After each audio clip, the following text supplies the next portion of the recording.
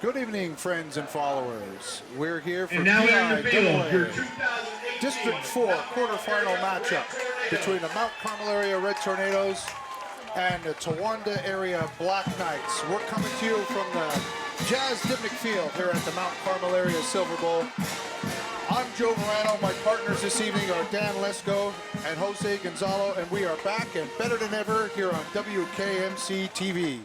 Danny, it's raining and it's sloppy out there. Yeah, it definitely is going to be a sloppy game. I expect to see ball security be an issue on both sides of the ball for both teams, I should say.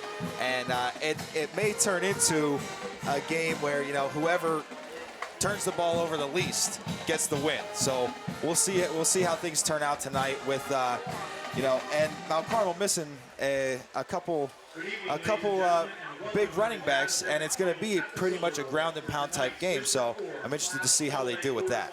Yeah, with the weather like this and the field conditions, you just never know, but it's playoff time, and playoffs means something a little bit extra special. Should have a little bit more to give tonight, hopefully, especially in these conditions. And you never know, because when you lose now, it could be your last game. So you got to leave it all out there on the field. Joey, you're 100% right on that. Lose one and done. And you mentioned playoffs, and this will be our 12th consecutive year in the playoffs. It'll be our 27th out of 31 years in the playoffs, and we're going to break for the national anthem.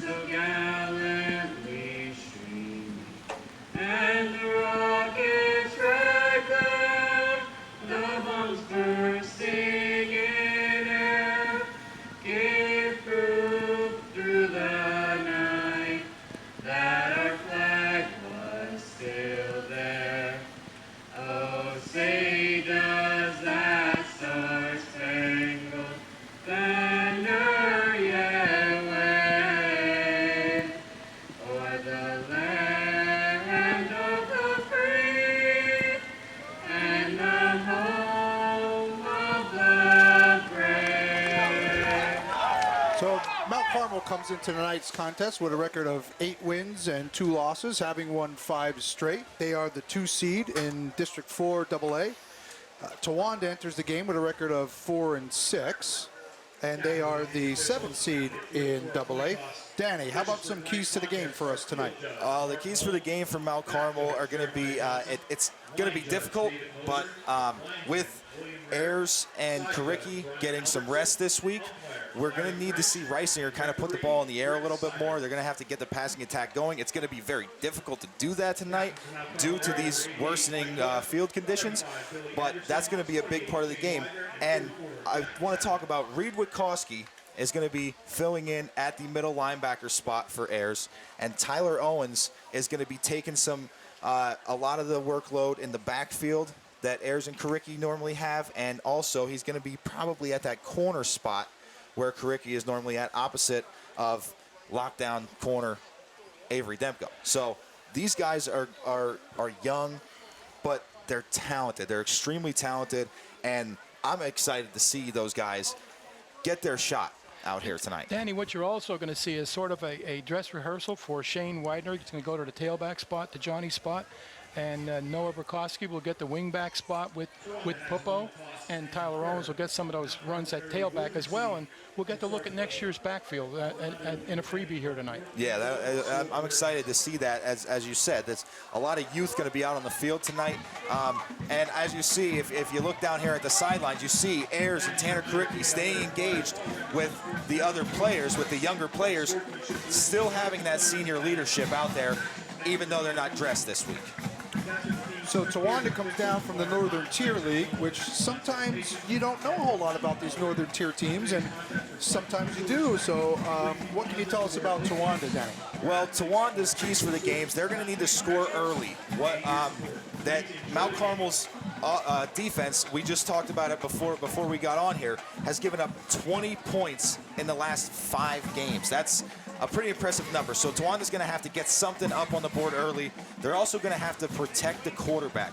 Their quarterback, Tanner Kunkel, is their best runner. He's their best passer, obviously, as a quarterback.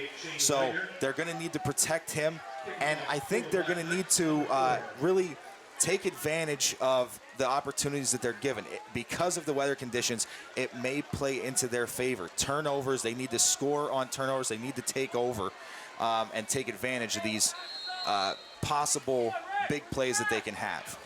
So Towanda won the toss, and they deferred, and so they'll kick off. Mount Carmel will receive. It's a squibbed kick. This is taken by Widener at about the 15. Takes it up the middle.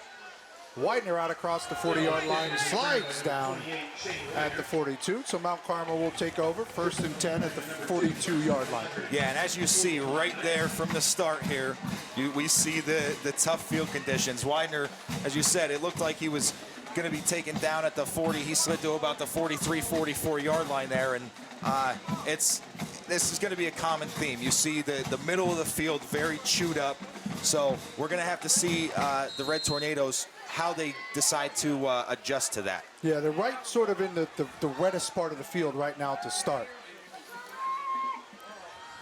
So Reisinger in the shotgun. It's a direct snap. This is 29 Daukus, the fullback, and lots of running room off the left side. He comes down at the 35-yard line, so nice game, little trick play. Didn't seem like Towanda was ready for that, even though Mount Carmel's run that quite a bit the last couple of weeks. Yeah, definitely the last couple of weeks they've been running that play a lot, and they've been having success with it. I'm sure, I would assume that's why Coach Derrick continues to go to it. Daukus doing a very good job, and it looks like Troutman actually coming in to spell Daukus right now here. But another good run there by Daukus, and he continues to move the ball like that. They're going to keep giving it to him. Yeah, he's holding his arm there, so Mount Carmel's already down a few players here, and then we'll have to see what happens with Daukus here. The training staff's taking a look. Reverse handoff. This is number 10, Noah Burkowski. Cut back at the 10. He's in the 5. Touchdown, Mount Carmel. And you see out in front of Burkowski there, Jack Chapman, Nick Troutman, and it looked like Shane Widener, as well as Colin Erb, Billy Anderson. He had a convoy leading him into the end zone there. He made one move, made one guy miss, and was off to the races. That looked easy to me. So you called it, Danny. You were talking about some of the other guys going to get some experience and step up. Burkowski takes his first carry, 30-some yards for a touchdown. Joey, what I'm laughing about is here, Danny, I think you were at the supper club the night that Noah was there. Yes. And I told Coach that Noah's been the most productive football player we've had over the last 2 years. He's had 36 touches for over 360 yards, over 10 yards a carry, and a touchdown every 1 out of 7 carries. And he said, "Why didn't you tell me that?" You know, it was just sort of funny. It was a teasing, but I'm glad to see Noah produce when he had the opportunity. Absolutely. Point after attempt was no good. It was a little bit of a high snap, and did a nice job to get it down, but the timing wasn't there. So Mount Carmel in 2 plays takes a 6-0 lead with 11 minutes, 17 seconds left here in the first quarter. So Towanda looked like maybe not quite sure what to do. Some of those like inside runs, which is a staple of the Mount Carmel offense. Yeah, this offense that Mount Carmel runs, it has seemed like there are so many teams that try to bring different looks. They bring different things to the table. Today, they're back playing against a defense that they've seen multiple times throughout the year. Towanda runs a 3-5, a 4-4, depending on where they're at on the field, and sometimes they mix things up. But we've seen that a lot on opposing defenses this year. And Mount Carmel knows how to exploit that, as you saw, very, very quickly moving that ball down the field. Now, Towanda's offense will look much different from Mount Carmel's offense. It's more of a pro-style set where you expect to see a lot of like 2 wide receivers, and a lot of the offense goes through the quarterback, Tanner Kunkel. Kickoff for Towanda. This is 22 Hartman bringing it off the right side, and he's taken down at the 33-yard line. Yeah, it looks like number 56, Connor Krakowski, in there on the tackle. That was a good tackle there, but a nice little return there. And they're going to be in pretty decent field position to start here, so we're going to see if they can take advantage of this here. Okay, 1st and 10 for Towanda at the 33-yard line. Very early here, 6-0 lead for Mount Carmel. Kunkel's under center. Fumbles a snap, so. And this is that. Looks like Kunkel recovered it himself. So Mount Carmel runs a shotgun offense. They had a couple of good snaps, no problems. Towanda under center, field conditions, rain, a little bit of trouble to start. Yeah, and this is exactly what we spoke about pregame. This is what you're going to see happening. I mean, these guys, you got to remember that they're kids out there. They're not professional athletes. These kind of mistakes are going to happen, but you see now Towanda going to the shotgun. So Kunkel back to pass. Under pressure, he escapes. Cuts back at the 30. Makes another man miss. Slips down. Tackled by a host of Red Tornadoes. So all of that turns into about a 4 or 5 yard gain. So Kunkel, we anticipate as being their best athlete. Pass play. Made something, got something out of a busted play. And you see Tanner Kunkel, as we spoke about, he's their leading rusher. And from the film that I watched, they don't design too many runs for him. He gets a lot of his yardage by doing exactly that, escaping the pocket and scrambling. But the pressure was good there from the Red Tornadoes. They just have to be a little more under control. Okay, Kunkel designed quarterback run, and he is taken down by Hood in the backfield. So. Yeah, I see a lot of these teams like to prove me wrong when I'm up here. As soon as I say that they don't design a lot of runs for Kunkel, they decide to design a run and run it to Kunkel there. So I'm used to that, though. It happens to me every week. You know, it surprised me talking to Coach Dara yesterday. I said, well, their quarterback is obviously the leading passer and he's the leading rusher. Do they run a lot of read handoff type things? And he said, no, exactly the opposite. So that kind of took me by surprise. Yeah. Towanda will punt. And it is blocked by 21, Reed Witkowski. So there's another guy you mentioned in the pregame, Danny. Young Reed Witkowski going to get an opportunity to showcase his talents today. Blocks a punt, and this is doomsday start here for Towanda. Yeah, definitely a tough start for Towanda. But as you said, Reed Witkowski, all year, since Reed has come back, and I believe it was week 4. It's up at Jersey Shore. Yeah, at Jersey Shore. He has been a terror on special teams. Now he's getting his opportunity on the defensive side of the ball, but still making it happen on special teams as well. Great play by Reed there. So Mount Carmel has it 1st and 10 on the 23. Reisinger in his shotgun. Fakes it, back to pass.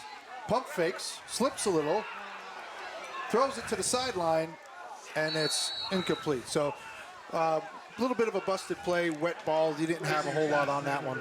Yeah, and a lot of credit to Towanda there. Mount Carmel's receivers are big and they're physical, and even the ones that aren't big, they're super fast. I mean, Noah Burkowski's not the biggest of guys to be out there running for passes, but he can outrun anybody out there, and they had them very well covered. I think he had Chapman early. If he'd have laid it on that seam. Yeah.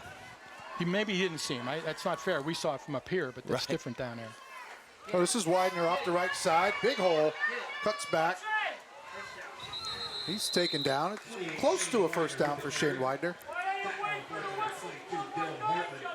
And that's what you said there, Jose. We see Widener in there at that tailback position next to Reisinger, rather than in the wing position where we have seen him throughout the whole season for the most part. So and again, really no change there. I mean, in a different spot, but still a lot of success on the ground. 8-yard gain for Widener brings up third and 2 from the 15. This is Widener again off the right side, so big holes off that right side early on. And we knew Towanda wasn't really big up front, and we thought that might be a problem for them as well. And it seems like Mount Carmel's really pushing them around up front. Oh yeah, they're definitely taking advantage of the size and the strength advantage that the Red Tornadoes do have. That, as you said, they're okay with just running the ball right up the middle because they're going to get 5, 6, 7 yards just from their offensive line push. First and goal from Mount Carmel. Ball on the 6. Widener in motion. Inside handoff to Burkowski off the left side. Cuts back at the 3, and he's in for the score. Noah Burkowski, second touchdown, earned the early moments of the first quarter. Mount Carmel with a 12-0 lead. Yeah, and as you said, Noah, we're going to see a lot of different guys in here tonight. And Noah Burkowski, as you said, making his mark early in this game. I mean, we're just over 4 minutes into the game, and Noah Burkowski's already accounted for 12 points on this team. And it looks like I like the decision here to go for 2 with the rain, having to handle the long snaps and stuff like that with the extra points. I would say go for 2 all game. John's been pretty consistent with that. Whenever we get behind on a kick, he likes to go for 2 to get back caught up again. Yeah, I think it's a good decision. Mount Carmel with 5 rushes for 88 yards right here with just a little over 4 minutes to go. This is Widener up the middle, and he is in. 2-point conversion is good. So 7 minutes, 54 seconds left in the first quarter. Mount Carmel takes a 14-0 lead. So Noah Burkowski taking advantage of his opportunities early. Mount Carmel's line is really handling Towanda up front. They're pushing them around. Big holes, right side. We said right side, right side. They give that inside handoff back to the left. Towanda didn't see it coming. Yeah, Coach Dara does a great job. I've been praising him all year, and I'm going to continue to do it because their offensive scheme, when you're watching from the outside looking in, it looks simple. It looks like they run the same 3, 4, 5 plays. There's so many different variations. Guards pulling, people not pulling. The inside sally that's supposed to go inside and then it's supposed to go outside. There's so many different things that this offense does well. And I asked Coach Dara last night at Supper Club, I said, you guys must practice these runs and these cutback lanes, the running backs finding the lanes thousands of times a week. And he told me about a few drills that they run. And I said, obviously it's working. So Chapman to kick off for Mount Carmel area.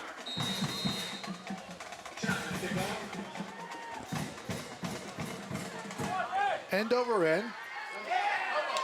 Crispo mishandles it at the 10. He picks it up. And Chapman brings him down at the 15-yard line. So Towanda already down 2 scores. We'll have the ball starting a drive here at the 15-yard line. Yeah, anytime you're starting your offensive series inside your own 20, it's tough. Now with the field conditions, with the aggressiveness of this Red Tornado defense, it's not great spot to be in for the Black Knights here. So we'll see if they can find a way to work out of it. Okay, Towanda will go back to the shotgun formation. Kunkel back to pass, looks left, lets it fly, and that ball is intercepted. Intercepted by number 9 for Mount Carmel, Tyler Owens. Danny, are you 3 for 3? Because you mentioned Tyler Owens in the beginning of the broadcast today. Yeah, man, I said, they like to prove me wrong, but sometimes the guys on our end like to go out there and prove me right every once in a while. These guys they're getting their opportunity. Tyler Owens in there. I had a feeling that Kunkel was going to try and go after him, knowing he's not as seasoned as Avery is in there. But Tyler making a great play on the ball and getting the Red Tornadoes the ball back. Well, he adjusted much better than the offensive player did. He hung it out a little bit, and he made a great adjustment to it, made the play. Pitch to Widener off the right side. Lots of running room. He's at the 40. 30. One man to beat, and he is brought down by number 51, Layson Terry. Big gain for Mount Carmel. Mount Carmel offense, defense, clicking on all cylinders early. Yeah, it doesn't seem like the Red Tornadoes are letting these field conditions really affect them at all. You see the guys down there that are getting tackled, they're getting up, they're muddy, but it seems like they're loving this. I mean, they're having a great time out there. They're being successful, and they're doing this all as a team. They're all grinding it out, being tough and gritty. That's what this team's done all year. Just want to give a little shout out to Zach Artman, way downfield that time, big tackle, big guard, way downfield trying to block for his running back. So this is Widener off the left side this time in the pitch. And he cuts back, and he's in for the score. Mount Carmel having their way early. That's a 12-yard touchdown run for Shane Widener. And that was Mike Mikowski on the block that time to get him into the end zone. Great job, offensive line. So yeah. The line up front is really doing a nice job. We're getting a good push off the ball. We're making blocks downfield. Backs are making some nice cuts. Coach Dyer is keeping them off balance, still mixing in those passes every now and then. Mount Carmel looks really sharp despite the rough field conditions here early on. Yeah, and we'll see if these rough field conditions here have an effect again on this extra point attempt here. I like the fact that Coach Dyer is going back to this. Julian's got to get used to doing this in these conditions, so I like this idea. So it's a good snap. And the kick is good. 7 minutes, 7 seconds left in the first quarter. Mount Carmel 21, Towanda 0. Yeah, and these Red Tornadoes are doing a really, really good job of moving the ball, and they're not really having any problems moving the ball downfield. Also, speaking of Red Tornadoes and alumni and things like that, don't forget about the Tornado Brick Project. The Mount Carmel Area School District has begun a Red Tornado Legacy Brick Project at the MCA Silver Bowl. The project will include a brick 6-foot by 6-foot water jet image of our Red Tornado logo in the center. The logo will be surrounded by 4-inch by 8-inch and 12-inch by 12-inch bricks, with all proceeds going to the general upkeep of the Silver Bowl Stadium. Location for the project will be in the south end zone, and if you've been at the Silver Bowl this season, you may have already noticed this project is underway. The project's goal is to create a new tradition and gathering place for fans before sporting events in the stadium at the Brick Project site. For more information about the Red Tornado Legacy Brick Project, please contact the MCA Junior Senior High School Principal Office, Athletic Office, District Office at 570-339-1500 or Jose Gonzalo at rxmanjag@gmail.com. Okay, Chapman kicks off for Mount Carmel. Hartman will bring it back. He's out across the 30, and he's taken down at the 33-yard line. So Towanda down 3 scores early. They look a little shell-shocked. I think this is an important drive for Towanda. Yeah, and this is one of those things. We were talking about it before the game. Towanda, long drive down here, almost a 2-hour drive, and it doesn't look like they got off the, like, Red Tornadoes traveled a ton this year for their away games. Traveled a ton and always came off the bus ready. It does not look like Towanda got off the bus ready tonight. Okay, Towanda with the shotgun look again. Kunkel, so inside reverse to Crispo. He cuts back. Gain of 2 on the play. That was kind of a, looked like a little bit of a Mount Carmel type play there, that inside handoff that they run to Widener so often, and now they've been running to Burkowski today. But obviously we talked about it. The Red Tornadoes so well coached and so well versed in the offense that they run. Not too many teams can duplicate that. No, Crispo is a pretty good player for Towanda. He's the second leading receiver, and he's like the 3rd leading rusher, so we expected to see him a little bit. This time under center. This is Newbert. Yeah, and it looked like the ball came out there, but it looked like it was caused by the ground. Okay, Chapman on a stop for Mount Carmel Area. 3rd down and 5 for Towanda. So I think it's an important play here for them, I think.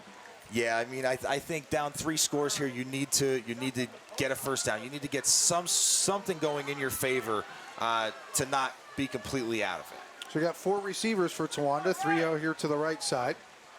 Kunkel back to pass. He He's going to run it off the left side. There's a first down for Towanda, and he is out of bounds around the 45-yard line. So Towanda picks up a first down, and there we see the athleticism of Kunkel. Good passer, good player, smart enough to know when to tuck it down and pick up the first down for Towanda. Yeah, and as you said, the athleticism of Kunkel there, just being able to kind of feel the pressure in the pocket. It wasn't right in his face, but he felt it. He escaped the pocket and was able, as you said, to turn that into a big gain. So this is Newbert off the left side. Gain of 3. Okay, Towanda showing a little bit of life here. Yeah, and it looks like they're kind of attacking the middle of the defense here. I mean, that big play by Kunkel there was kind of a coverage thing. The Red Tornadoes had, five receivers to cover, so he found some open room. But running the ball, looks like they're trying to stay away from the outside now. They're kind of trying to run it right up the middle. 2nd and 7 for Towanda. Ball is on the 45. Still midway part here of the first quarter.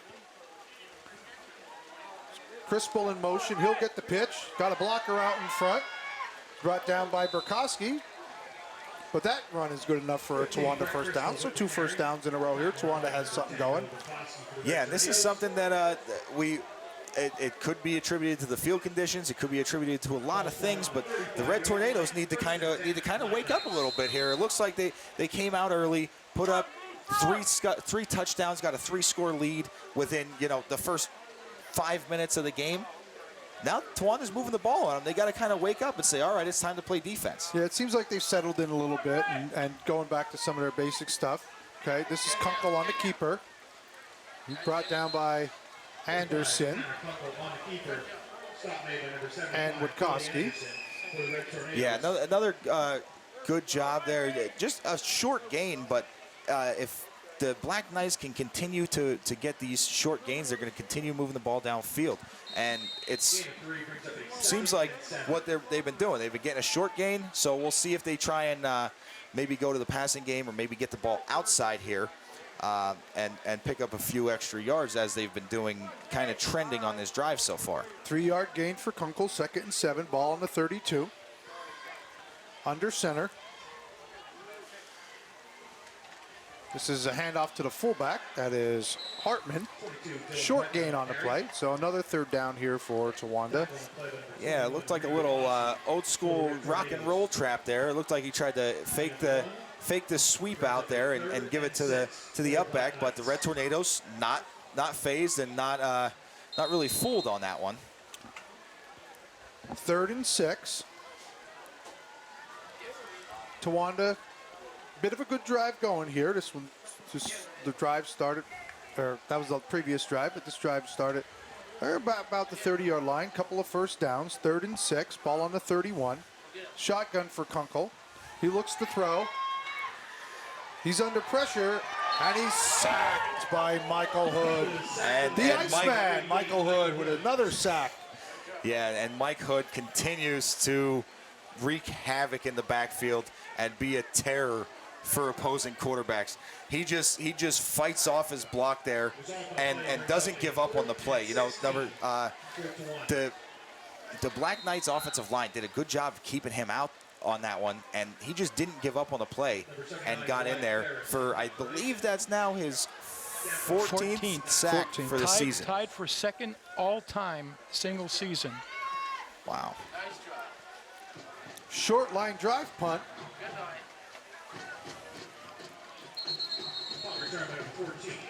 That was Avery Demko on the return, so good field position for Mount Carmel. But I thought Towanda was in 4-down territory there, 3rd and 6, 31-yard line. The sack took him out, and they were forced to punt. Yeah, and that's exactly what the Towanda did not want to happen. Obviously, you never want to take a sack, but you're getting momentum. You're moving the ball. You're moving the ball against a very tough defense, and then you have a huge setback like that, and it ends your drive. So that's tough for Towanda.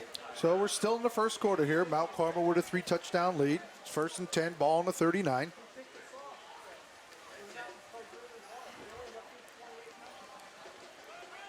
This is a handoff to Dylan Pupo. Short gain of 1. Yeah, it looks like the first time Pupo's touching the ball here tonight. But as you said, we're gonna be seeing a lot of different guys in the backfield touching the ball tonight due to the couple guys that the Red Tornadoes have decided to rest this week. We've seen Owens touch the ball. We've seen Widener. We've seen Burkowski. Now we see Pupo. So we're going to continue to see those guys shuffling in and out, and hopefully they continue to be successful. Okay, second down and 9, ball on the 40. Well, Carmel taking their time, making sure they're in the right formation. High snap, Reisinger tucks it, busted play, and he's dragged down by number 81, Trent Kitcher. Yeah, and that's a tough play for the Red Tornadoes there. As you said, a short game by Pupo.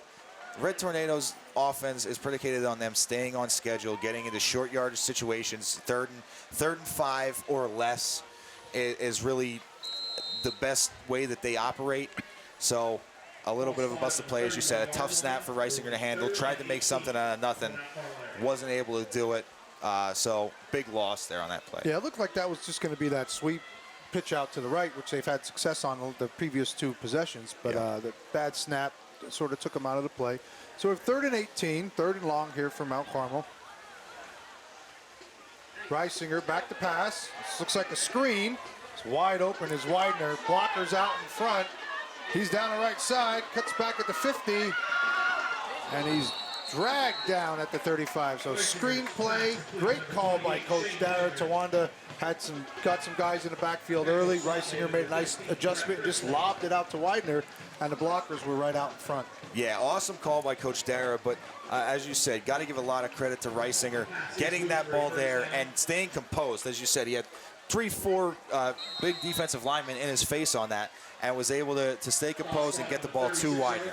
Yeah, we know Tommy has a big, strong arm, football, baseball-wise, but that one just a little floater, and it worked. Okay, 1st and 10, Mount Carmel at the 36. Bad snap. It was almost rolled back, but Widener picked it up and ran right up the middle, and that's about a 6-yard gain. Yeah, sometimes, a busted play, you get the defense kind of out of position, and Widener took advantage, as you said, found a little hole up the middle there and made something out of it. And you talked about Mount Carmel staying on schedule, staying ahead of the sticks, not losing yards on 1st or 2nd down. Get a bad snap, get some yards out of it, and they're back on schedule. Right. Up the middle. Looked like Daukus again. Yeah, Damon Daukus. And that is the end of the first quarter. Score, Mount Carmel Area Red Tornadoes 21, Towanda Area Black Knights 0.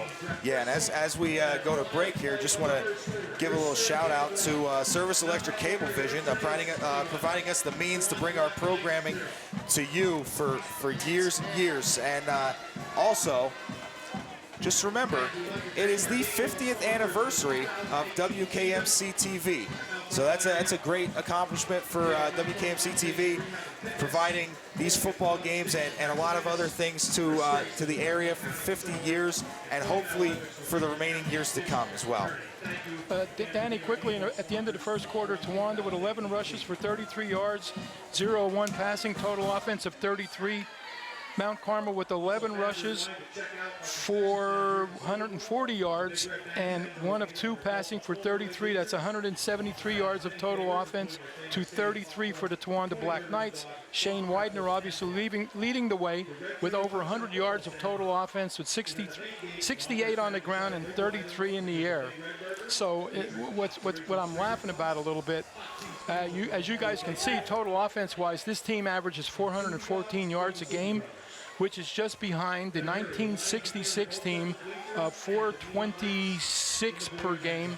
And I teased John, I said, well, you need 573 yards of offense. He goes, what are you talking about? I said, well, they need 573 yards of total offense to surpass that team with their 11-game total.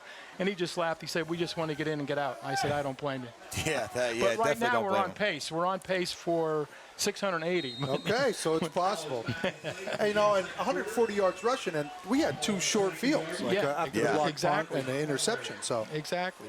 Okay, 1st and 10, start of the second quarter. Widener up the middle. He's brought down by 51. Layson Terry saved the touchdown there. And I have to say, that's one of those runs where on a nice night with a clean field, you know, not too muddy and wet, Widener does run through that tackle and gets in the end zone on that play. That's a very good tackle there, but normally one that Widener's able to step out of and prance into the end zone. Mount Carmel continues to move the ball on the ground. 1st and 10, ball's on the 11, so they can get a first down here. Burkowski in motion, but this is Widener off the left side. He breaks tackle, and another, and he is down about the 3-yard line, so a gain of 8 on first down for Shane Widener. Yeah, another nice run there by Widener, running tough. I continue to talk about it every week. Widener, not the biggest of guys. You know, Shane was at Supper Club last night. Not a really stocky, too big of a guy, but he's a wrestler. He's a tough kid, and he's shifty, and he knows how to run through tackles. He does a great job running tough. Big hair though. Very big hair, very big hair. 2nd and 2 from the 3-yard line. Bad snap. Widener picks it up again, dragging tacklers, and he is into the end zone. So we got a roll back snap. Shane Widener picks it up. 3-yard touchdown run. Mount Carmel with their 4th touchdown here. 2nd quarter. Takes a 27-0 lead over Towanda. Point after attempt coming up. Yeah, 2nd time on this drive, we've seen Widener take a bad snap and turn it into a positive play, which is extremely impressive. Just Widener have the wherewithal to pick that ball up, and instead of falling on it, to pick that ball up and be able to do something with it is great. And this time turns it into 6 points for the Red Tornadoes. You know, we expected trouble with the ball and snaps, and it is what it is. It's pouring, the field sloppy, and Mount Carmel's making the most of it. Bad snap. Demko falls on it. So, another bad snap. But yeah. Again, I mean, it is what it is. It's like that for both teams, and Mount Carmel seems to be making more of their opportunities, even on these busted plays. Yeah, they definitely are. I mean, on that one, it was tough there. Not a whole lot to do with a bad snap on an extra point there. But as you said, they really are. They're taking advantage of their opportunities. They got the blocked punt. They turned that into points. They had a few, little goofy snaps, a little tough snaps to handle. Turn those into positive plays. So they are. This is really just one of those games where the team that takes advantage of their opportunities is going to get the win. And the Red Tornadoes have capitalized on every opportunity that they've had and everything that they've made for themselves, pretty much. Right. They blocked the punt, got an interception, a couple of bad snaps, still got some positive yardage out of it. The line up front's looking good. Yeah. But Mount Carmel's running on all cylinders early. So Chapman to kick off for Mount Carmel.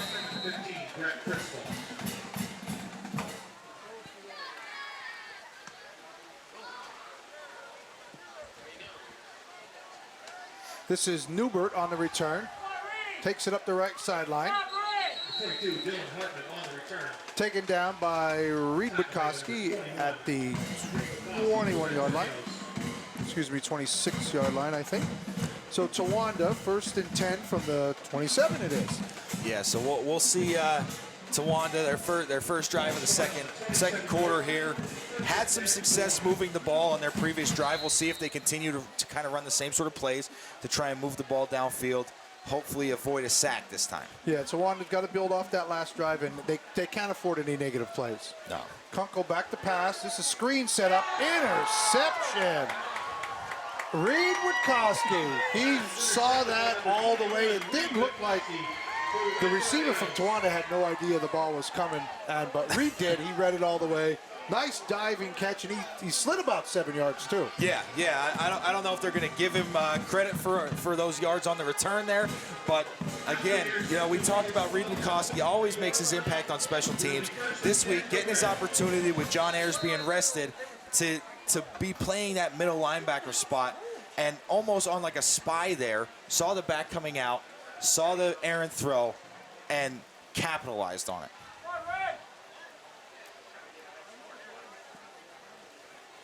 Okay, 11 minutes left in the first half. Mount Carmel 1st and 10, ball on the 23-yard line. Owens in motion, but it's an inside handoff to Pupo off the left side. So Dylan Popo, another one of these newer guys, getting a chance to play.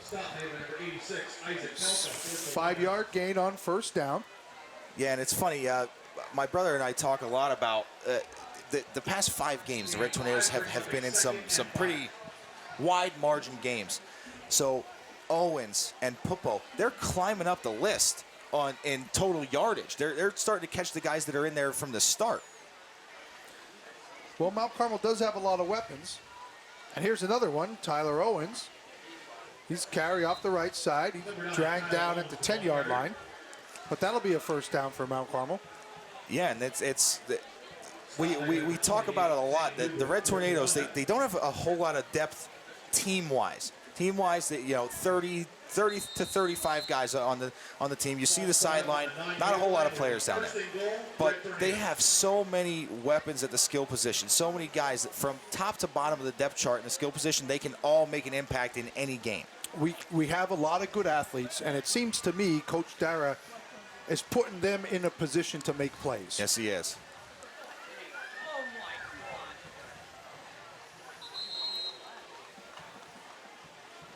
So that was Reed Witkowski on the carry. So he gets a carry here. Direct snap play. Yep, that's Mount Carmel's had success on that tonight.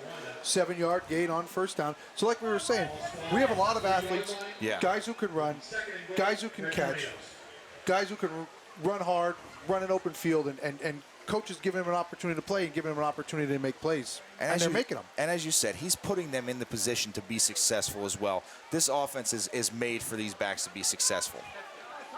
Owens off the right side. Short gain. Yeah, good play there by number 10 for the Black Knights there. Very nice hit there, real close to the end zone. Josh Varner, senior for Towanda. Looked like Owens second effort could have gotten to the end zone. Made a nice hit there from the side and was able to keep him out. Okay, 3rd and goal for Mount Carmel area. Ball on the 1-yard line. Direct snap. Witkowski, he's in for the score. Reed Witkowski, touchdown, Mount Carmel. And I like what Coach Dara did there. You saw Daukus on the first drive. As you said, after that first carry he came off kind of holding his arm. Daukus is the horse there at the fullback spot. Since then, we've seen Troutman, Daukus, and Witkowski all in there. This time, you're kind of letting Witkowski capitalize off the turnover that he created. He goes out, he gets the interception. Exactly right. Exactly. So you give him the ball down there near the end zone and let him get the points as well. And they have that next man up mentality. Hey, the guy in front of me, he's not going to go today, so it's my turn. I'm going to make a play. Yeah, and they're all prepared to make the play. Mount Carmel will go for 2. Reisinger's a little shovel pass to Logan Wills, and he stretches across the goal line. 2-point conversion for Mount Carmel, 35, Towanda 0. And that does put us into the mercy rule, which I have to say, as Jose, as you said with Coach Dara at Supper Club last night, he said he just wants to get the win and get out. This is the best way to do it, because now we're going to have the running clock, and on a night like tonight, a kind of cruddy night weather-wise, it's a night where you don't want your guys to get hurt, you don't want anybody to go down. So it's a tough night, but it's a very good night for us to get out of here early. Mount Carmel 218 yards of total offense with 8 minutes to go in the second quarter. Yeah, Mount Carmel's really having their way offensively and defensively. Towanda down 35-0. It doesn't look good. They get a lot of upperclassmen out there, a lot of seniors. They have some pride to play for here. Maybe they can creep back into it. Yeah, that's probably going to be the only thing left right now for Towanda. They don't really have anything to hang their hat on. That one drive that they had some success got snuffed out by the Red Tornadoes. So as you said, they're going to have to do something, have some pride, and try and put something on the board. Okay, nice return there for Towanda out across the 30-yard line. That was Newbert. Yeah, and we talked about, you know, Towanda showing a little bit of pride and wanting to kind of make something out of this drive here, or kind of salvage this game a little bit. But on the other side of the ball, the Red Tornadoes still see that 0 on the scoreboard for Towanda. They gave up that 1 touchdown to Shamokin last week. They gave up those 2 scores to South Williamsport a few weeks ago. They don't want to give up points. 4 receivers for Towanda, but it's a draw up the middle. No gain on the play. Yeah, and as you said, you know, the Red Tornadoes, even on their defensive front, still kind of just overpowering the Towanda offensive line. Not really giving up a whole lot when they're trying to run right up the middle. Now, there's been some cutback lanes and stuff like that with pursuit angles, but running straight up the middle they have not had much success. Okay, this is Newbert, and he is smacked by Chapman, I believe. I think there was a hole there, and then there was no hole there. And that's what these Red Tornadoes, the linebackers are unbelievable at reading holes, reading plays, and flowing to the ball. As you said, there's a hole there, and then there's not a hole there because Chapman, Troutman, and usually Ayers, but tonight Witkowski stepping right in there, and they've been all over things. And I think the weather has affected the Towanda passing game. Like, they haven't really shown much, and so the linebackers are coming downhill. Kunkel made a liar out of me. Long pass complete. That's 15, Brett Crispel. So it looked like Owens, good coverage, but he just slipped a little bit right at the end because he was on him. Yeah, very good coverage by Owens, as you said, and it looked like he was poised to make another big play on the ball as he attempted to go up to make a play on that ball. Lost his footing, fell down, and the ball fell in right behind him. He was in position. It was a little underthrown, and just the cutback with the field, it just wasn't there. So long gain for Towanda. They have 1st and 10, ball on the 31. Newbert tries to reverse his field.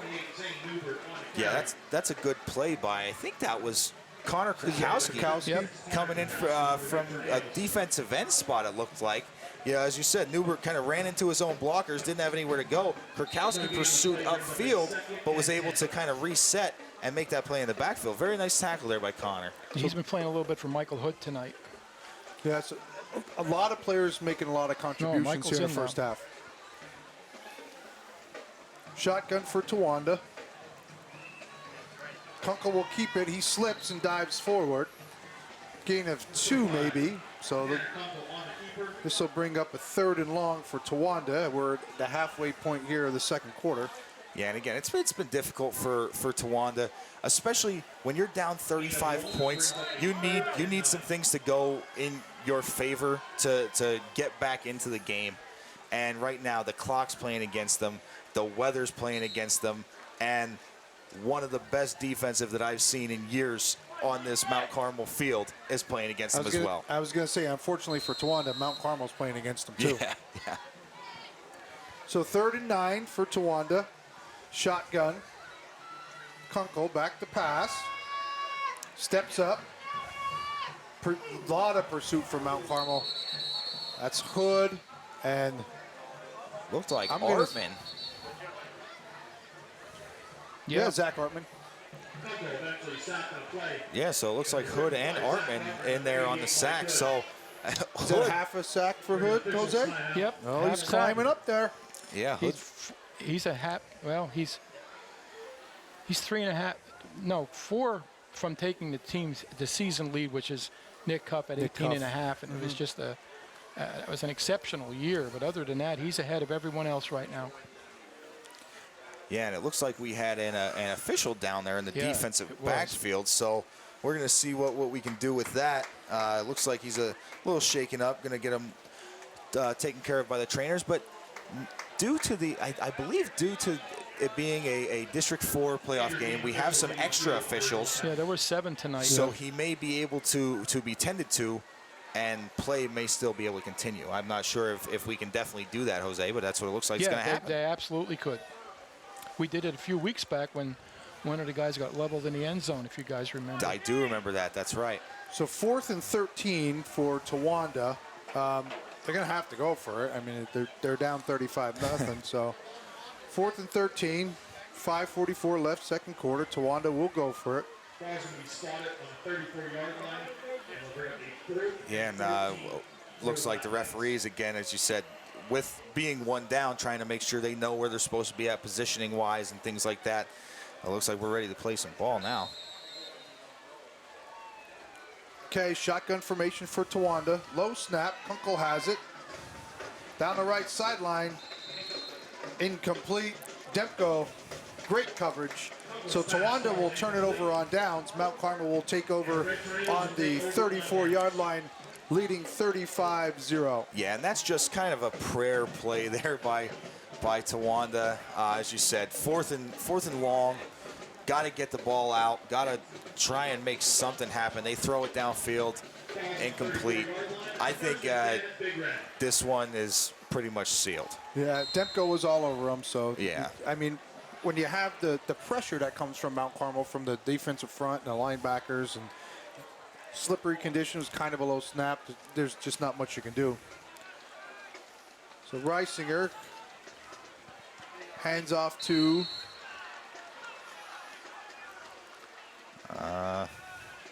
looked like Troutman. Yeah, Troutman on the handoff there. Nick Troutman. So 2-yard gain for Troutman. Yeah, it looks like we're going to try and get Coach Dara looks like he's going to try and get everybody a carry tonight. Why not? They talked about getting Trouting some looks in the backfield tonight. He's earned it with his play on defense, and he's deserved to get a absolutely. Actually, the team leading tackles right now, correct? Yep, absolutely. Yep. Okay, 2nd and 8 for Mount Carmel. This is Pupo on a reverse handoff. He's off the left side. He cuts back. Pupo breaking tackles. He's at the 45. Another cutback. Oh, touchdown. Saving tackle by number 3, Cooper Mosler. Nice run by Dylan Pupo. Another young guy stepping up and making a play. A great run by Dylan Pupo. We really got to see the explosiveness of Dylan Pupo on in the Bloomsburg game when he returned that punt. But as you said, unfortunately, it looks like there's a flag. So yeah, there's a flag. You know, all that great run and that great those great moves by Pupo kind of all for naught there. Well, he'll get credit to the spot of the foul, which is the 44. So he'll get credit for 5 yards. That's a hold on Mount Carmel. Okay, long run by Pupo negated, but it will be 2nd down again. So it's still 2nd and 8. Yeah. So okay. Yeah. I think the Red Tornadoes are okay with that. They had a little success the last play when it was 2nd and 8. So maybe they can do the same thing here. 2nd and 8 for the Red Tornadoes. This is Owens off the right side. Blockers out in front. Owens cuts back. He's at the 30, 25, 20, 15, 10, 5, touchdown. But there's another flag on the play. And this one's coming back too. Yep, and it's a block in the back on the Red Tornadoes there. That's a tough play. Yeah, it's behind the run. It's way behind the run. Yeah, it's kind of just a mental error there on part of the Red Tornadoes. And it's a tough one, you know. Sometimes you see a guy and you think you could get the front of him when you want to throw a block on him, and you end up getting him in the back. And again, that negates, you know, last hold negated a big Pupo run. This one negates a big Owens run. But as you said, Jose, behind the play, so Owens with another great run. Well, you know, I was just going to get ready to say that it's good to see us play without the penalties tonight, which have really hampered us the last couple of weeks. Going into playoffs, you can't afford that against good teams. Right. And we played up until this point without it, and now we've had 2 back-to-back that have certainly set us back. Yeah, I was just going to say it was a clean game until that point. Absolutely. First thing I said to Coach Dara Monday morning in the faculty lounge was a lot of penalties, Coach. He just kind of smirked. So 2nd and 1 now from the 43-yard line. This is Owens again, same play. Puts his head down. He's off across the 45 to the 48-yard line. First down, Mount Carmel. So 2 long runs, 1 touchdown run, both of them coming back.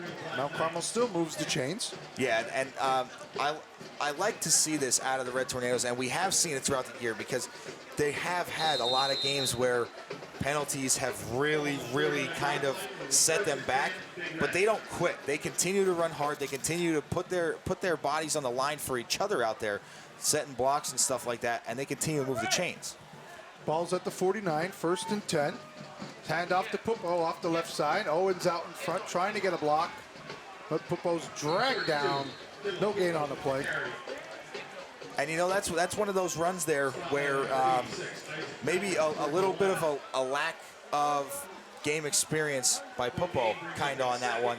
You saw Owens out there trying to get the hook block, wasn't able to hook him, so decided to turn him outside, but Pupo wanted to get to the sideline instead of making the cutback and kind of ran to the tackle there. So good job defensively there by the Black Knights, but Pupo makes a little bit of a better read.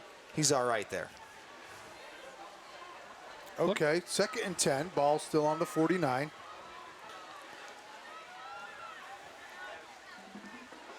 Reisinger back to pass. That's Demko on a little hitch route. Nice throw, nice catch. 6-yard gain. Yeah, and as we saw the Red Tornadoes come out there, that's their predominantly pass formation. You know, nobody really in the backfield next to Reisinger. They have the guys in the wing almost as personal protectors there. Just a little extra blocking for Reisinger. And as the clock continues to tick down here, under 3 minutes, I think the Red Tornadoes want to put another one on the board here before the half. I think they like to get one more. Yeah. Demko had the corner was about 12, 15 yards off. He just ran about 5 yards and stopped, and wide open. 3rd and 5, ball on the 46. This is Owens off the left side, another penalty flag. Nice run by Owens. He's got blockers in front. Number 9, Tyler Owens on the carry. There is a flag on the field. And that looks like one of those flags. I'm not sure exactly. Illegal motion, it looked like. Procedure penalty indicated. Legal procedure against Mount Carmel. Didn't really see that one there. Was somebody not set? Yeah, it could be that it wasn't set for a full second, or maybe 2 guys were moving at once. Didn't see that. I was kind of keeping an eye on the backfield there because so much stuff goes on in the backfield with this Red Tornado offense with ball changing hands. You never know if Reisinger's even going to get the snap to him. Sometimes it's going to roll and Widener's going to pick it up, or it's going to be direct snap to Wachowski. You know, so much stuff going on in there. You guys just said personal protector, and I'm looking down. I'm seeing Father Mike hold the umbrella over Mike Hood there, and he's got his own personal protector right there. Yeah, he does. You're right.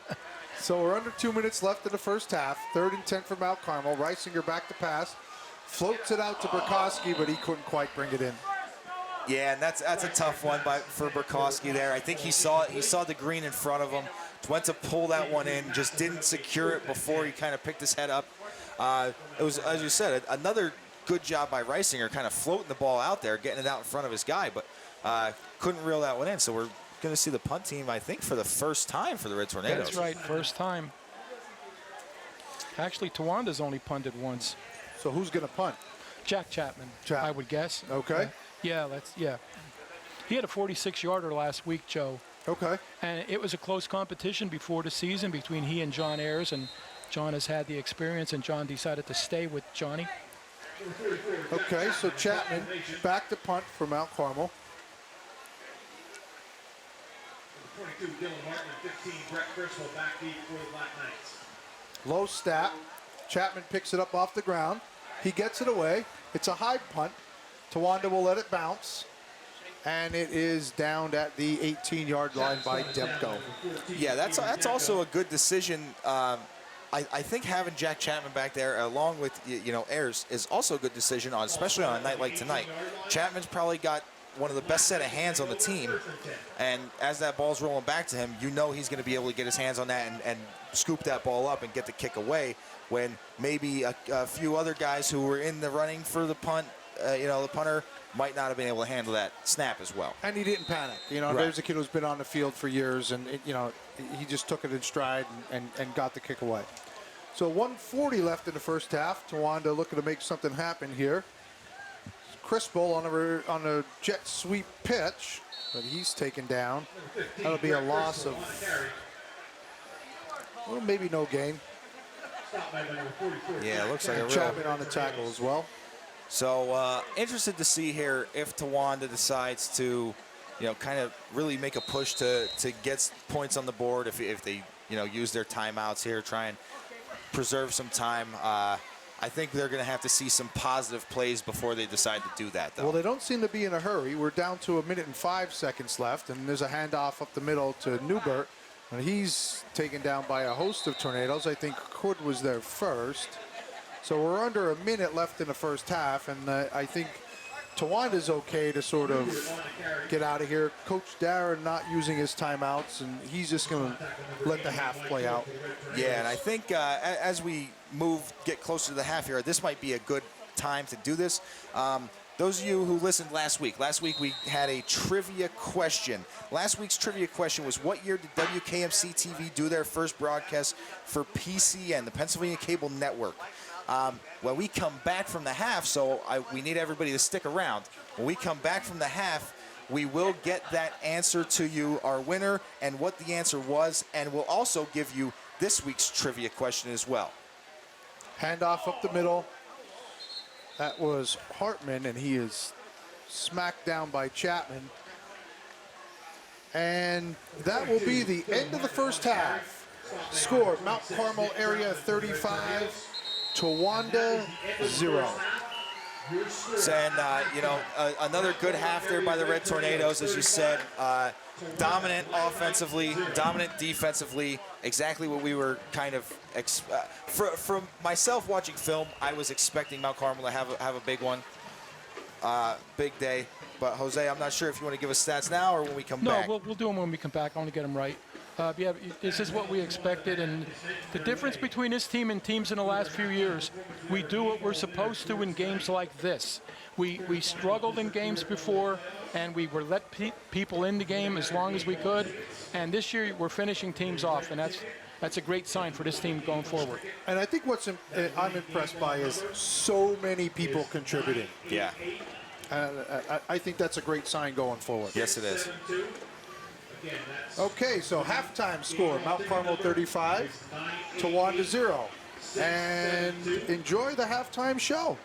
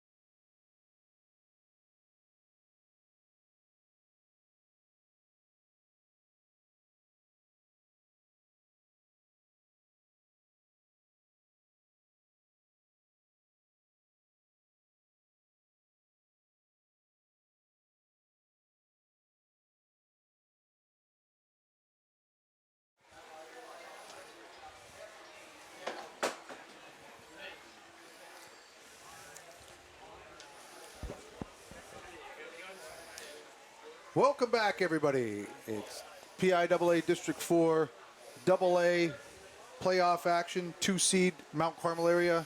Halftime score 35. 7-seed Towanda 0. This is Jose Gonzalo with halftime statistics. Thank you, Joe. First for the Black Knights, 19 rushes for 33 yards, 1 of 4 passing for 38, total offense of 71 yards, and 3 first downs. Much of it on that one series that they penetrated to the Mount Carmel 42, which was their farthest penetration thus far. Mount Carmel, 24 rushes for 216 yards, 2 of 4 passing for 38, total offense 254 yards, and 9 first downs. Individually, there were too many guys to keep track of in this short notice, so I don't quite have that. But Shane Widener led the pack, I believe, with 6 for 79 in the first half, and a lot of guys contributing, and it was really fun to watch. And what I really liked was a lot of those young guys got opportunities with the first-team offensive line, which really allowed them to show what they can do. So we're looking for a little bit more in the second half. It'll be a running clock, and we'll get out of here before we get 3 feet of rain. Yeah. Yeah, we definitely need to do that. You got it. So here's Dan Lesko with the keys to the game. A little recap of what we saw in the first half. All right, so for the Red Tornadoes, didn't really get established the passing attack, but unfortunately that wasn't really their fault. You got to blame the field conditions, and it also all the success they had on the ground. They didn't need to. But Reed Witkowski and Tyler Owens, you see them highlighted on your screen, making huge impacts on today's game, doing a great job stepping in there as kind of filling in spots for seniors and playing like veterans out there. So great job on their part. For Towanda, for the Black Knights, unfortunately not really able to do any of the keys to the game that I kind of put out there for them. Haven't put any points on the board. Haven't really done a great job protecting the quarterback. He's done a good job of kind of eluding pressure, but hasn't done a great job keeping in a clean pocket, and they have not taken advantage of opportunities, although the Red Tornadoes have done a good job of not giving them too many opportunities. So that's a really good job there by the Red Tornadoes in the first half. And just want to... So our listeners understand, it's a special year for WKMC. It's a 50th anniversary of them broadcasting from the Mount Carmel Area High School. And Dan here has this very special message about WKMC and these games that we're doing right now. Yeah, so basically the games that we're doing right now and this year with WKMCTV has been a huge year. So happy 50th to our broadcast team. We talked about Mr. McPhee, being kind of a young whippersnapper when the first broadcast was put online here, and got to give a shout out to Service Electric for that. And WKMC-TV has to thank all of their sponsors as well. Academy Sports Center, Archie's Shoe Store in Coltmont, Community Pharmacy, Family Home Medical, Hollywood Pizza and Bakery, K&S Music, Mount Carmel Farmers Market, UMB Bank in Mount Carmel, New Media, and Shamokin Dam, Star Physical Therapy and Fitness in Marion Heights, and Verano Insurance in Mount Carmel, Shamokin. Now, I told you I was going to have the trivia answer for you guys in the second half here as we prepare to start the second half. Here we go. So the trivia question from last year. What year did WKMC-TV do their first broadcast for PCN? The answer was 2003, and it was against Selinsgrove at the Selinsgrove Stadium there. I watched that game. I did the game. Yeah. I was there. Jose was there to call the game, and Joe was there to watch the game as well. Oh, he watched it. Yeah, because you were able to, right? It was on TV, it was on statewide. There's a nice picture of the crew from that night, so it's really a pleasure for me to be part of that night. Yeah, so and the winner for that game, or for the trivia question, was Melissa Williams. So congratulations to Melissa. We will be contacting you this week so you can get your $25 gift certificate for any of the sponsor of your choosing. Also, we're going to have a trivia question for tonight. I'm going to make you stick around a little bit longer to hear tonight's trivia question. But I just want to let you know, to answer the trivia question, what Melissa Williams did, what last week's winner did, was they went into one of our sponsors, saw the collage of pictures, the table with the trivia question and the answers,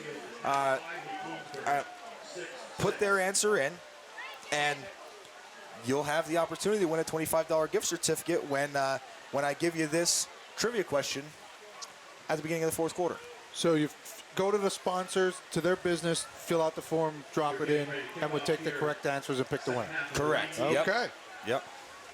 So if you want a $25 gift certificate to one of the many great sponsors that the WKMCTV has, make sure you get out there if you know the answer, and even if not. Okay, we're about set to start the second half. Freshman Julian Steller is going to kick off for Mount Carmel. Brett Crispel and Dylan Hartman are back to receive for Towanda. So this is a quarterfinal matchup in District 4 AA. The winner of tonight's game gets the winner of Mansfield and Bloomsburg. We were told Mansfield had a 6-0 lead against Bloomsburg in the second quarter. Hartman with the nice return for Towanda. He brings it all the way to the Mount Carmel area 25-yard line where he's tackled by the kicker, Julian Steller. So Towanda off to a little bit of a better start here in the second half. They're going to see if they can capitalize on the great return by Hartman. Yeah, as Jose touched on at halftime, due to that return, Towanda is now in their best field position of the game so far. Yep. To start the second half. So great job by Steller, kind of fighting off a couple blocks there and forcing Hartman out of bounds. But very nice return to start the second half. Okay, 1st and 10, Towanda at the 29.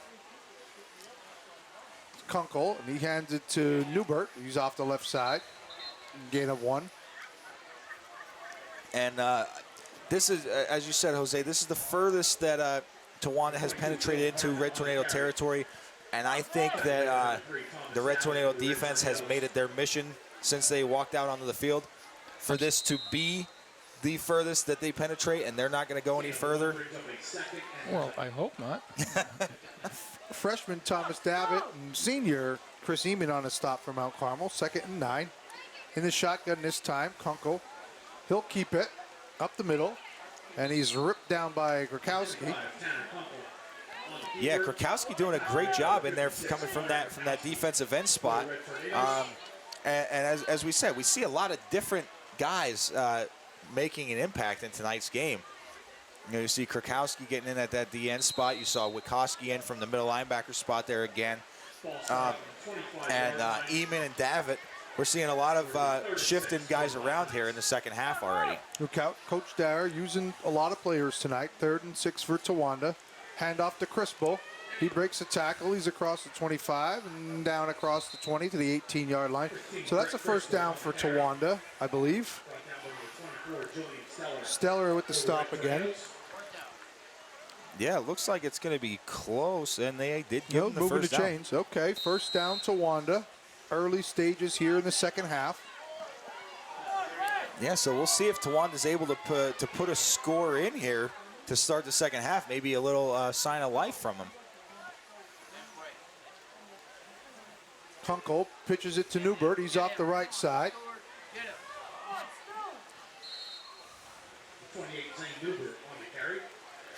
3-yard gain for Towanda. Looked like number 3 Davitt in there again with Reed Wikoski. So that was a great job. And you also see, I talk about it every time we get to see him on the field. Number 76, Jared Stewart. Hard to miss him. Really battling with his tackle that was blocking him there, and he kind of strung that play out and allowed Reed and Davitt to make that tackle. So great job. 2nd and 7 for Towanda. Hand up the middle. This is Hartman breaking tackles. And he is in for the score. Touchdown, Towanda. So Towanda takes it 4 or 5 plays. Dylan Hartman, fullback, up the middle, 15-yard touchdown run. Tawanda's on the board, 35-6, with the point after pending. Yeah, and that was that little rock and roll track. We saw them run it early on in the game, not have a whole lot of success with it. There they were able to kind of catch the Red Tornadoes off guard on the misdirection there. And as you said, we're able to put it into the end zone here for their first points of the game. Isaac Nimmo on for the PAT for Towanda. Good snap, kicks away, and it is too low, just underneath the bar. So Towanda takes the second half kickoff with a nice return by Hartman. He gets the touchdown, 35-6, 9 minutes, 22 seconds left in the third quarter. Now, as we talked about in the first half, Coach Darrow must have been very excited about getting that 35-point lead in the first half. I'm interested to see which offense trots out when they get this first possession of the second half. If they want to put points up quick to get this clock running again, or if they'd like to, you know, kind of let some other guys get in there and get some playing time. I think they're done. I don't know. We'll obviously see, but I don't know. Well, it'd be interesting. You're right. It'd be interesting if he wants to give them one more.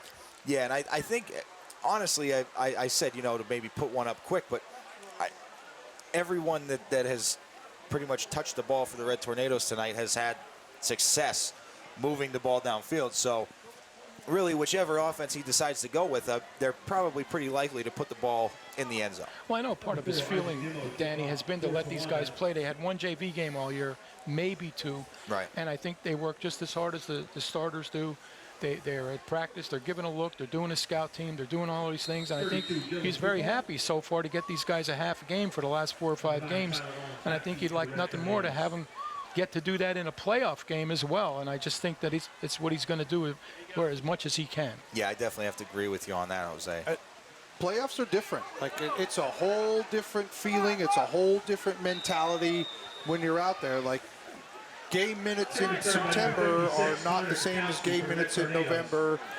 You know, it's really different. And then, you know, even for younger guys, if you're looking ahead to next year, it settles the nerves a little bit when you've been out there and been in some situations and had the ball or had to make a play, and you've made the play. It makes a big difference. That's also gives you huge motivation in the off season to work harder, to want to get more of that playing time. So, yes, that's freshman Julian Steller in that quarterback. He fakes the pitch, and he'll keep it. 7-yard gain for Steller. So we are going to see some of the younger guys. Yeah. And we see Steller run all the time when Steller's in at quarterback. They love to run this play with him. He's a tough runner up the middle. And they like that fake pitch, kind of like a quarterback draw right up the middle to him. They don't run it as much with Reisinger. But Steller, a tough runner, you know, kind of gritty. He doesn't mind putting the shoulder down and running into a linebacker there. He reminds you more of John Ayers when John Ayers was at quarterback and he ran the play. Yes, he does. Okay, Steller hands it to Owens up the middle. First down, Mount Carmel. And another good run there by Tyler Owens. And while we have an opportunity here, I just want to, before I read off all these names, I want to say thank you all from the bottom of our hearts at WKMC for the contributions that you guys have given us.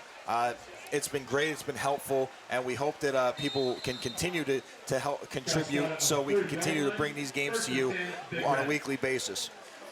Kevin and Kathy Shower, David and Diane Rumble, Hattie Ayers and Dina Heisen, John and Diane Dara, Jose and Rose Gonzalo.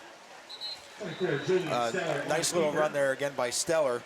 We have Penelope Lesko, Harry and Marcia Morgan, Clarence Dietrich, Ken Stabinski, Michael Kuzo, John and Linda Ayers, Karina Lesko, Dr. Matt Kranak, Joe Stone, Carter, Lori Shern, James Cristiano, Rosemary Karicki, Dolores Honecker, Joe, Amy, and Noah Verano. So thank you all for contributing and making this possible for us to bring you guys this game.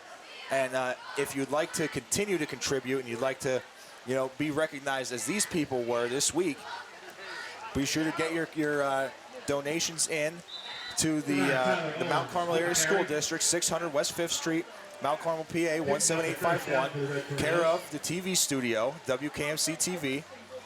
And, you know, it's always helpful for us, and we want to continue to be able to bring you guys these games. So if you'd like to be recognized and you'd like to help us out and continue to watch the games from the comfort of your home, send in your donations. So thank you to everybody who donated. want to get these games out now at playoff times. It's very expensive to get the games out there. Yes.